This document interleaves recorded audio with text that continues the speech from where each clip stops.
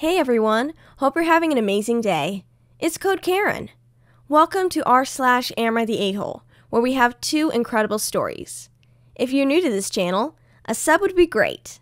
Let's jump to the stories.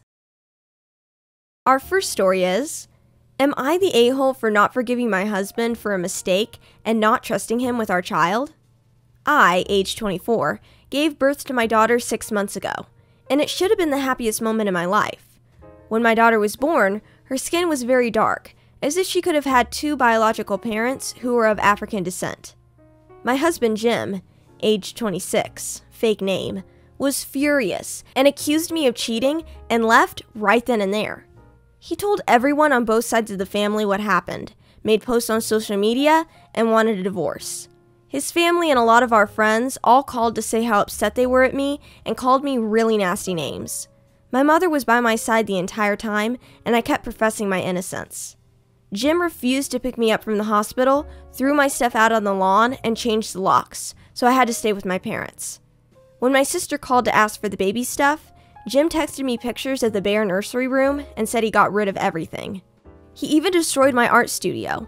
I like to paint, and he told me my work would be too awful to sell. I was distraught and tried to focus on my baby. Weeks went by, and Jim refused to speak to me directly and has never once asked about our child. Eventually, he agreed to do a paternity test, and he was 100% the father. No one could believe the results, and it was done again, proving that Jim is the father. Around that same time, one of Jim's cousins did the ancestry test, and there was around 30% of African ancestry in the family. This news was combined with a confession from Jim's paternal great-grandmother that she had an affair around the time Jim's grandfather was born. Because he was light-skinned, she just assumed her husband was the father. Since then, Jim has been reaching out and everyone has come to apologize. And while it did feel good to feel vindicated, the damage has been done. I can't unhear or unsee all the horrible things that were said and done. Not just to me, but to my child as well. Jim made some very racist remarks. Things that I thought he'd never say, and he did it so easily. Regardless of what our daughter looks like, I don't want her to be around that. What else will Jim and his family say or do the next time they get mad? How are they going to treat our daughter when she does something that upsets them?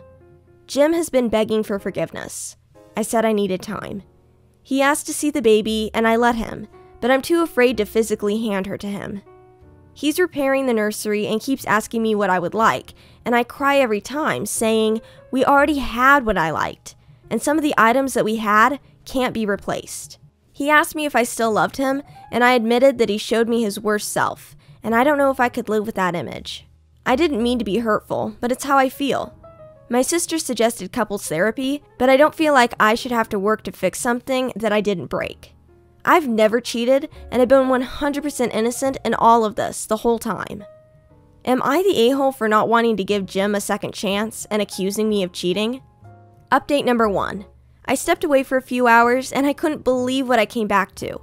I am truly amazed by all the wonderful comments of support, as well as the private messages. I also understand why some people may think this is fake, and all I can say is that you are free to believe what you want in this. I also see some questions, and I think I should clarify a few things, just in case your judgment may change. 1.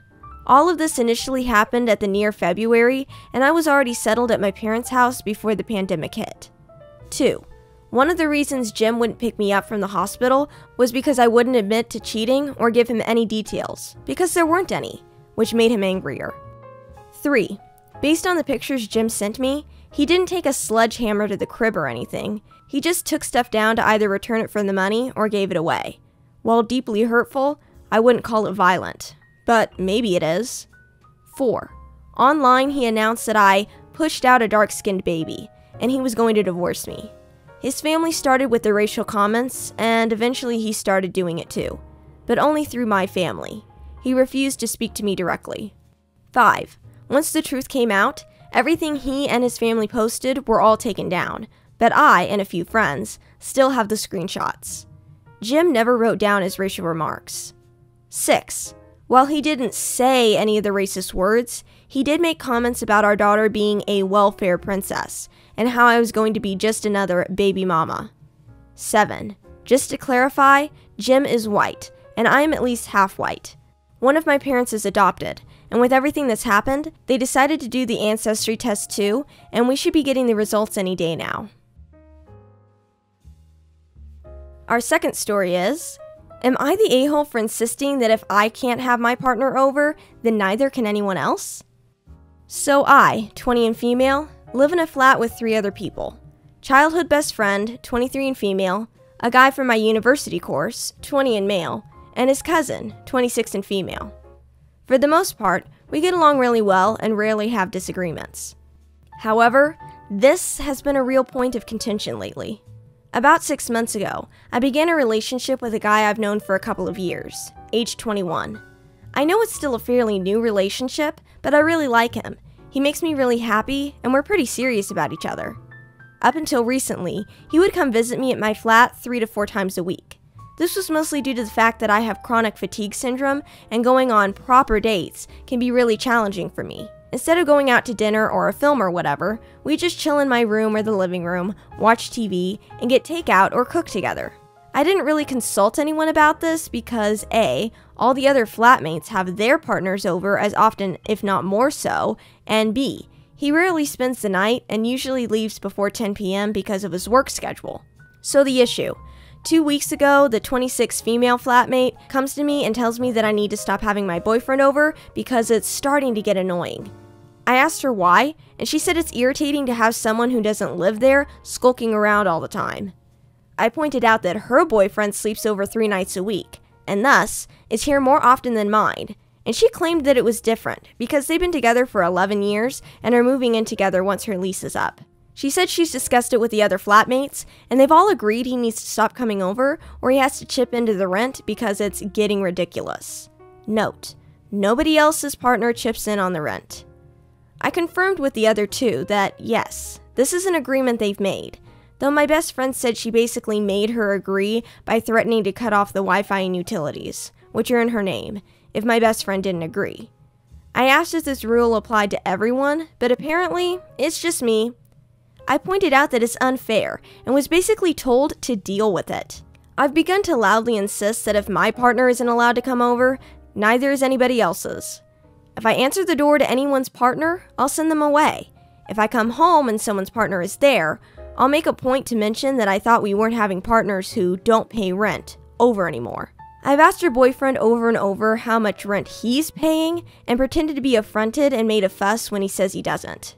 Everyone's pretty mad at me and is telling me I'm being unreasonable.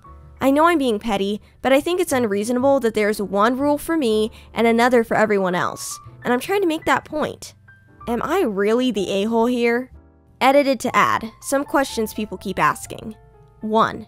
If I knew of something my boyfriend was doing to be annoying, or if anyone had told me that he was doing something annoying, I'd have included it. I'm not aware of anything he does, and when I ask why 26 female doesn't like him, I just get a shrug and just do. I will also state I'm bi, and she's never had an issue with any female partners I've had. 2. We don't hang out in the living room much. We literally only use it if there's something we want to watch that I can't get on my bedroom TV, and there's nobody else in there. We use the kitchen more often than the living room, but honestly, even that isn't that often. We eat far too much takeout pizza. 3. A lot of people seemed confused, so just clearing up who's who in the situation. The one who brought all this up is 26 and female, not my best friend. My best friend is 23 and female. Not to get too much on a tangent, but basically just over a year ago, I was moving out of one of the halls at the university, and 23 and female was also looking for a new place, so we decided to move in together.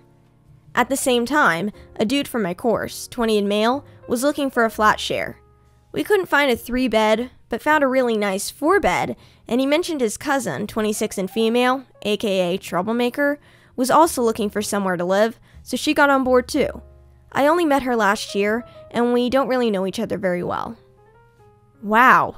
Let me know in the comments what you would have done.